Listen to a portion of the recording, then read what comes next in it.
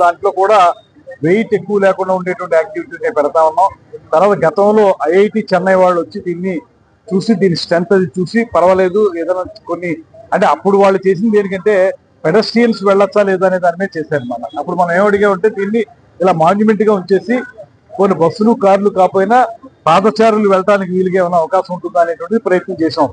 అప్పుడు ఐఐటి మెడ్రాస్ వాళ్ళు వచ్చి దీన్ని చూశారు. చూసి దీన్ని స్ట్రెంత్ బాగానే ఉందని చెప్పారు. ఇప్పుడు మళ్ళీ కూడా ఆ ప్రయత్నం కూడా చేస్తున్నాం. ఖచ్చితంగా స్ట్రెంత్ ని బేస్ చేసుకుని భద్రతా ప్రమాణాలను దృష్టిలో పెట్టుకుని మాత్రమే దీని మీద జరిగే ఏ కట్టడమైనా ఉంటుంది. ఇందులో కూడా మేము ప్రధానంగా డిపిఆర్ లో పెట్టింది కూడా ఈ హేవలాక్ బ్రిడ్జ్ అనేది 127 సంవత్సరాల చరిత్ర ఉంది కాబట్టి దీని మించి ఒకసారి పైకి వెళ్ళిన తర్వాత అసలు ఆంధ్రప్రదేశ్ రాష్ట్ర చరిత్ర ఏంటి, అదేవిధంగా రాజమహేంద్రవరం తూర్పు చాళుక్యులు పరిపాలించినటువంటి ఈ రాజమహేంద్రవరం యొక్క చరిత్ర ఇవన్నీ చూపించేటువంటి ఒక ఎగ్జిబిషన్ లాంటిది ఒక పెట్టాలని ఆ థీమ్ బేస్డ్ అంటాం కదా దీన్ని. ఆ థీమ్ బేస్డ్ గా ఒకటి చరిత్ర గురించి చెప్పాలి, రెండోది ఏమో స్పైక్స్ మధ్యలో దాని రెండోది వచ్చేటప్పటికి ఒక కఫ్టేరియా సింపుల్ గా కూర్చుని వెళ్లే వాళ్ళకి కాఫీ తాగడానికి. ఆ తర్వాత 18వ పిల్లర్ దగ్గర నుంచి మెట్లు పెట్టి కిందకి బ్రిడ్జి లంకలోకి వెళ్ళి బ్రిడ్జి లంక మీద యాక్టివిటీ ఉంటుంది ఎక్కువ. ఇక్కడ సింపుల్ గా పెద్ద బ్రిడ్జికి ఇబ్బంది లేకుండా ఉండే విధంగానే యాక్టివిటీని ప్లాన్ చేస్తాము.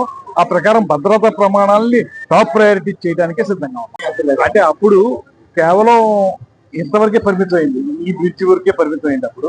ఇప్పుడు అలా కాకుండా వెస్ట్ ఈస్ట్ గోదావరి జిల్లాలో ఉన్నటువంటి గోదావరి పరివాహక ప్రాంతంలో ఉన్న గ్రామాలకు కూడా ఈ ప్రాజెక్ట్ లో ఇన్కార్పొరేట్ చేసుకుని అందరికి ఉపయోగపడేలాగా. ఎందుకంటే గోదావరి ఇటు ఉంది అటు ఉంది, మనం కేవలం ఇటువైపే చూస్తే మళ్ళీ అటువైపు వాళ్ళ యొక్క సెంటిమెంట్. అందువల్ల అటు కొవ్వూరు నిడదవోలు వాళ్ళు, ఇటు మన రాజమండ్రి పరిసర ప్రాంతం వాళ్ళు, కడియం పరిసర ప్రాంతం వాళ్ళు అందరికీ ఇది ఈ సెంటిమెంట్ ఏదైతే ఉందో దాన్ని మనసులో పెట్టుకునే ఈ డిపిఆర్ తయారు చేసాం. అందరికీ ఆమోదయోగ్యం డిపిఆర్ ఇచ్చాం. బ్రిడ్జి లంకలోకి దిగాలండి. బ్రిడ్జి లంకలో మనం దిగడానికి 18th పిల్లర్ దగ్గర నుంచి దిగలం.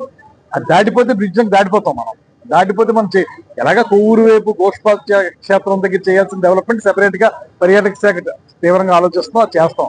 కానీ ఇక్కడ మాత్రం బ్రిడ్జి లంకలోకి దిగాలంటే 18th పిల్లర్ దగ్గర నుంచి దగ్గరవుతాం. అందులో దాటితే ఆ బ్రిడ్జ్ లంక దాటిపోతే ప్రయోజనం ఉండదు కదా.